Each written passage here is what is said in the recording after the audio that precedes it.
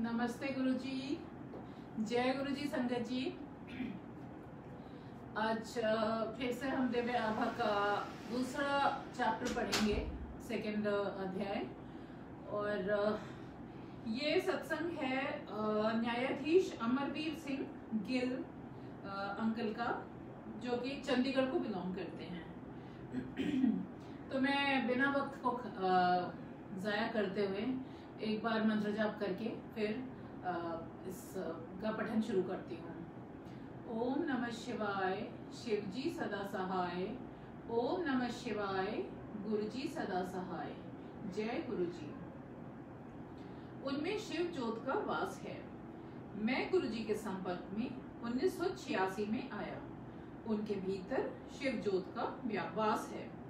शिव की भांति गुरु जी मानवता के लिए प्रेम और करुणा का प्रतीक हैं। गुरु जी के समक्ष आस्था से आए हुए प्रत्येक व्यक्ति का कल्याण होता है। पूजनीय गुरु जी अपने अनुयायियों को परमात्मा का संदेश देते हैं। उनके अनुसार ईश्वर एक है। मनुष्य की जाति, रंग भेद, धर्म आदि का कोई महत्व नहीं है। सब एक समान है। सब उसी एक देव परिवार के सदस्य हैं। वह मानवता से प्रेम और जरूरतमंद की सहायता करने का संदेश देते हैं। उनमें दिव्य शक्तियां हैं और वह सर्वज्ञाता है। उन्हें भूत, वर्तमान और भविष्य सबका ज्ञान है। उन्होंने ईश्वर सदृश चमत्कार किए हैं और मरणासन्न रोगियों को असाध्य रोगों से मुक्त किया है। सर्वत्र कृपा। मुझे अनेक बार गुरु कृपा का सौभाग्य मिला है। 1987 में मेरी पत्नी को अंदरूनी सूजन हो गई थी। असाध्यता रोकने के लिए चिकित्सकों ने तुरंत शल्य क्रिया का सुझाव दिया। हम शल्य क्रिया की सफलता के लिए गुरु जी के पास पहुंचे और उन्हें रोग एवं चिकित्सकों के परामर्श के बारे में बताया। गुरु जी ने उसे अमृत देकर कहा कि शल्य क्रिया की कोई आवश्यकता नहीं है। गुरु जी में निष्ठा होने के कारण हमने शल्य क्रिया नहीं करवाई। 2 वर्ष के उपरांत एक दिन मेरी पत्नी को बहुत पेट में दर्द हुआ। चंडीगढ़ के सर्वोत्तम चिकित्सालय द्वारा परीक्षण में सूजन का कोई प्रमाण नहीं था। वह केवल उदर शूल था। गुरुजी 2 स्थानों पर एक साथ। 1992 में मेरी माँ बहुत बीमार हो गई और चेतना खो बैठी थी। 95 वर्ष की आयु में उनके जीवित रहने की संभावना बहुत कम थी। 28 फरवरी को जब मैं अपनी माँ के कष्टों को नहीं देख पा रहा था, मैंने मन ही मन गुरु जी से, जो उस समय जालंधर में थे, आकर उनको शांति देने के लिए प्रार्थना करी। उस समय सांझ के 6:30 बज रहे थे। मेरी प्रार्थना के कुछ ही क्षण बाद गुरु जी ने सामने के द्वार से, जो अंदर से बंद था, प्रवेश किया। हम उनको देखकर आश्चर्यचकित थे। गुरुजी ने मेरी पत्नी को एक गिलास में जल लाने को कहा, जिसे उन्होंने अभिमंत्रित किया। उन्होंने माँ को 2 चम्मच जल पिलाने को कहा और बताया कि वह अर्धरात्रि में 2 बजे तक जीवित रहेंगी। गुरुजी फिर 10 मिनट तक बाहर नहीं आने का निर्देश देकर चले गए। उस अंतराल के बाद हमने बाहर जाकर पुलिस द्वारा नियुक्त पहरेदार से गुरुजी के बारे में पूछा तो उसने अनभिज्ञता व्यक्त करी। उसके अनुसार कोई भी अंदर नहीं गया था। मैंने तुरंत जालंधर फोन किया तो मुझे बताया गया कि वह तो उस समय जालंधर में संगत में बैठे हुए थे। उसके बाद हमने माँ को जल पिलाया और गुरुजी के कहे अनुसार रात को 2 बजे उन्हें मोक्ष प्राप्ति हुई। अतः गुरुजी सॉरी संगत जी, जस्ट 1 सेकंड।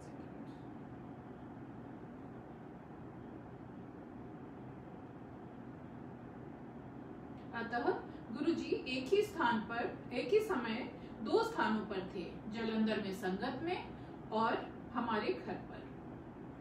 शिव दर्शन। मेरी पुत्री भी गुरुजी की भक्त है। 1998 में गुरुजी चंडीगढ़ के सेक्टर 33 में रहते थे।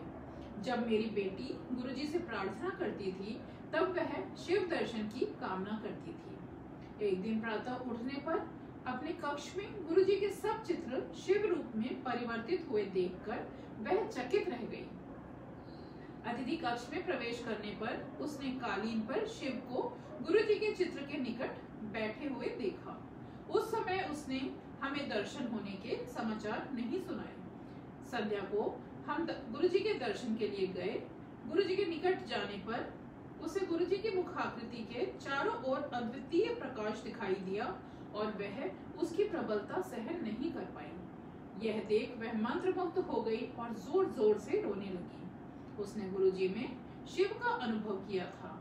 हमने गुरुजी से उसकी उस अवस्था का कारण पूछा। उन्होंने उत्तर दिया कि वह शिव दर्शन के लिए प्रार्थना करती रहती थी, अतः उन्होंने उसकी मनोकामना पूर्ण करी थी। उपचारात्मक जल 28 अप्रैल 1998 को स्नान कक्ष में गिरने के कारण मेरी 3 पसलियां टूट गईं। मुझे चिकित्सालय में प्रविष्ट करवाया गया। 15 मई को मुझे लखनऊ के पीजीआई में भेजा गया। पराश्रव्य चित्रण और ईसीजी परीक्षण के परिणामों से मेरे हृदय को क्षति होने का प्रमाण सामने आया। हृदय पर छाया बनी हुई थी।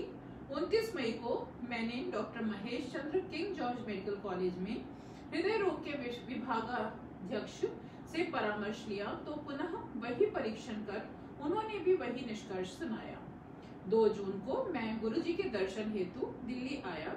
मैंने उनको चिकित्सकों के निर्णय से अवगत किया तो उन्होंने 1 गिलास जल मंगाकर मुझे अपनी कमीज के बटन खोलने को कहा। उन्होंने ग्लास के जल से मेरे वक्ष स्थल पर छींटे मारे और मुझे स्वस्थ घोषित कर दिया। साथ ही उन्होंने पुनः परीक्षण करवाने का निर्देश भी दिया। कुछ दिन बाद डॉक्टर करलेपिया दिल्ली में सेना रेफरल और रिसर्च चिकित्सालय के विभागाध्यक्ष ने मेरा परीक्षण किया। उन्होंने भी वही परीक्षण दोबारा करे और मुझे स्वस्थ घोषित कर दिया। मेरा हृदय ठीक से कार्य कर रहा था और उस पर कोई छाया नहीं थी। पिछले परिणाम देखकर वह अचंभित हो गए और कहने लगे कि 29 मई और 3 जून की मध्यावधि में केवल किसी चमत्कार से ही ऐसा हो सकता है, अन्यथा हृदय की अवस्था में ऐसा सुधार असंभव है। लखनऊ लौटने पर मैंने वह परिणाम चिकित्सकों को दिखाए तो उनका भी वही निर्णय था। उन्होंने कहा कि चिकित्सा से यह परिवर्तन संभव नहीं है। उस समय मैं बिल्कुल स्वस्थ हूँ।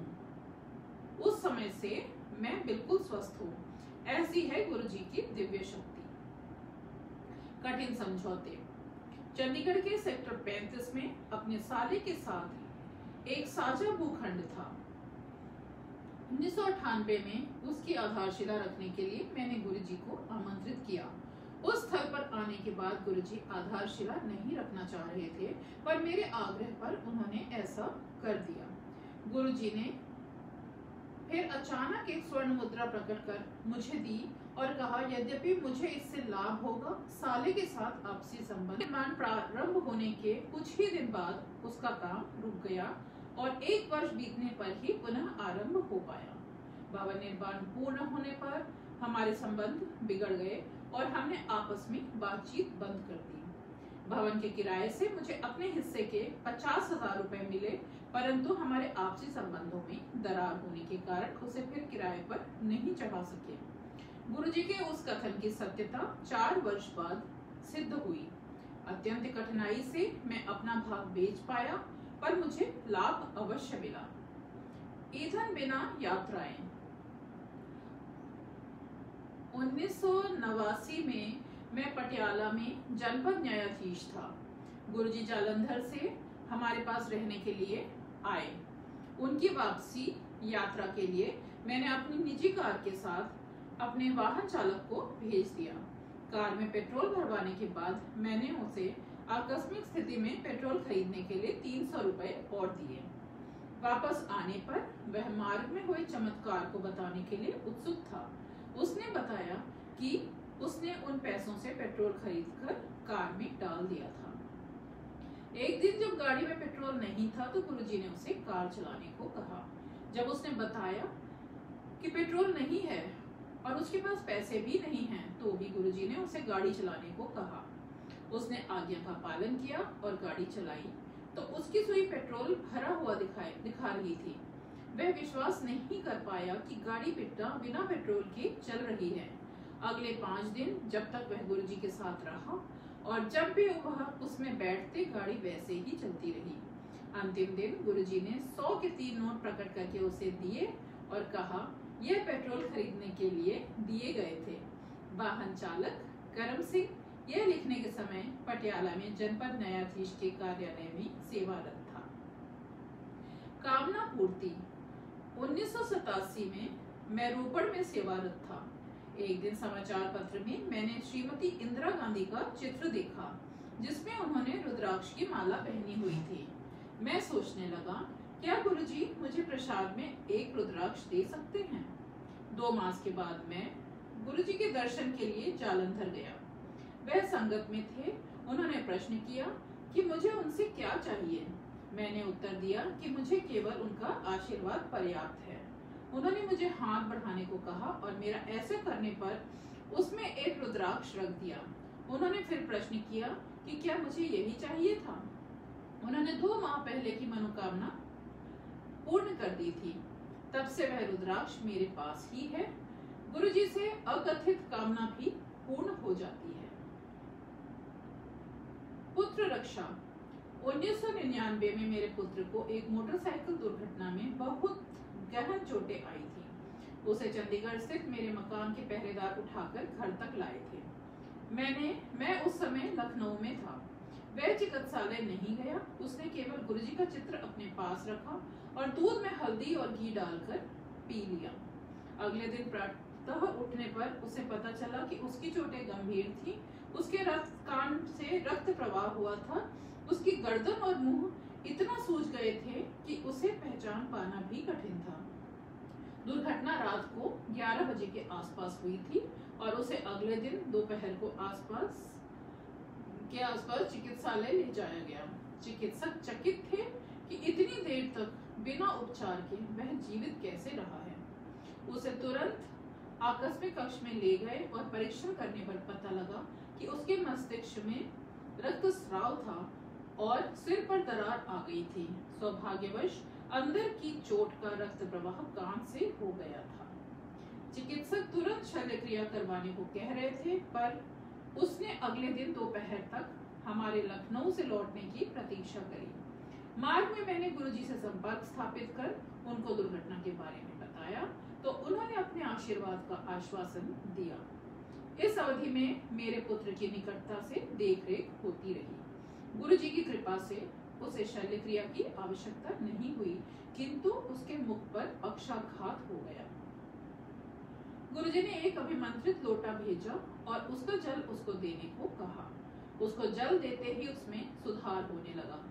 चिकित्सकों का विस्मित करने के लिए उसका लकवा 2 दिन में ही ठीक हो गया। मेरे बेटे को चिकित्सालय से घर भेज दिया गया और कुछ ही दिन में वह पूर्ण स्वस्थ हो गया। बाद में किए गए परीक्षणों में उसके सिर पर कोई दरार या मस्तिष्क की चोट दिखाई नहीं दी। मेरा बेटा उस समय से बिल्कुल स्वस्थ है। गुरुजी की उपचार शक्ति अद्वितीय है। इन्होंने मेरे पुत्र को शिव रूप में दर्शन देकर भी उसे आशीर्वाद दिया है। गुरुजी ने इस प्रकार के अनेक चमत्कार किए हैं और जरूरतमंदों के लिए करते रहते हैं। वह सबसे एक समान प्रेम करते हैं। उनकी करुणा अपरंपार है। जिसको उनमें आस्था है वह अपना जीवन पवित्र कर सकता है। यदि हमें उनमें निष्ठा है तो वह हमें चिंता मुक्त कर देते हैं। गुरुजी को कोई लौकिक आवश्यकता नहीं है। नैवेद्य को वह अस्वीकार कर देते हैं।